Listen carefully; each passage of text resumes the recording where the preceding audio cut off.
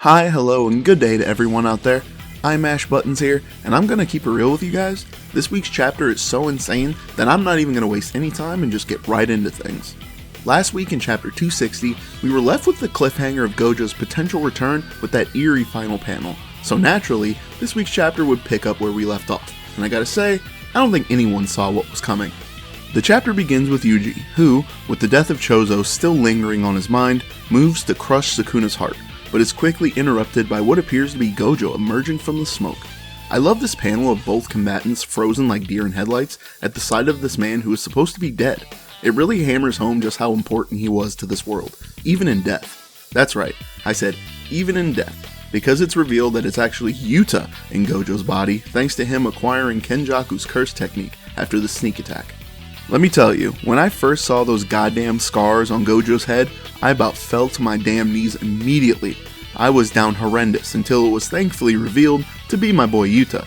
This is genuinely one of the wildest moments in the series up to this point, especially because we get to see a flashback to Yuta on the operating table after being sliced in half by Sukuna's world-cutting slash and what led up to the body swap. Naturally, this desperate move comes with potentially huge drawbacks, as I'll put up a list on the screen for you guys to look at, but TLDR, there's a decent chance this could end in Yuta's death. While this is horrible to think about, at least I can live in delusion with the possibility that he might be able to just live on in Gojo's body if things pan out well enough, but needless to say, I don't like my odds. There's a really emotional scene in this chapter that I know will stick with me for a long while, and it's Yuta arguing with the others about the ethics of switching into the body of his deceased mentor. Yuta makes a pretty solid point in that Gojo shouldered the burden of being the monster of the Jujutsu world for so long that it would be selfish for one of them to not take up that burden if need be to take down Sukuna. And to be honest guys, I wholeheartedly agree here. While yes, the ethics behind it all are extremely dubious and risky, but as we've seen with so many other characters prior to this, the path to becoming a powerful Jujutsu sorcerer is paved with remnants of who you once were, and this is no exception. I've seen a lot of people act like this is some sort of character assassination for Yuta, but that only tells me you didn't understand his character in the first place. Hell, if anything, this fits the themes of this fight to a T. Throughout these last handful of battles that Sukuna has fought, he's slowly been realizing more and more of the humanity that he seemed to have lost way back when, or at least a shred of it in some twisted way.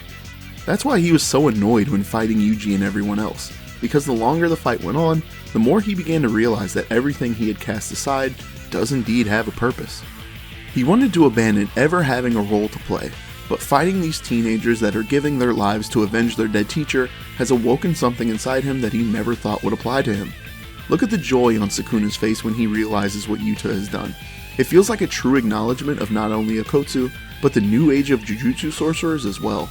The Shinjuku Showdown has done so much to add to Sukuna's character, and I wish people would realize just how good of an antagonist he is, that he's more than just this unstoppable force, but I might be expecting too much from this fandom. The chapter concludes with Sukuna unleashing Malevolent Shrine, and Yuta unleashing Unlimited Void in Gojo's body, using the latter's memories and experiences fighting the world's strongest sorcerer as his ace in the hole. Sadly, we will be on break this upcoming week, so no new chapter until next week, which is perfectly fine. This is the perfect moment to take a week off and build up some hype. Kicking off my thoughts on the chapter, I have to say this has to be within the top 5 chapters overall in the series so far for me. I'm starting to notice that my favorite JJK chapters are the most controversial ones, because I love 236 and I love this chapter, and I'm sure I'll love the next one that pisses off everybody that lacks reading comprehension. Obviously, this plan of theirs makes me super nervous because of the drawbacks that Shoko mentions. I love Yuta, he's one of my favorite characters in the series, and I'd take a bullet for him if I could, as if he wouldn't just dodge it. So if he's going to die by the end of this like I believe he will, I'm going to be crushed. What really gets me going about the body swapping thing is the fact that I still feel like Kenjaku could just come back at any time with some weird Jujutsu mumbo jumbo, and suddenly you have the JJK equivalent of Sosuke Aizen piloting the body of the strongest modern sorcerer. If that happens, I really don't know how they could feasibly stop that, so if GEGE does write that into the series, I look forward to seeing what plot contrivances he comes up with to take him down. Thank you to everyone who got this far into the review. I appreciate you taking the time out of your day to listen to my obnoxious voice and bad opinions. As usual, Be on the lookout for new videos coming soon, and consider leaving a like and a comment to boost me in the algorithm. And whilst you're at it, maybe drop a sub, and maybe even join the Discord down below in the description. We talk about all sorts of stuff in there. Until next time, everybody, this has been imashbuttons, and I'll see y'all next time. Peace!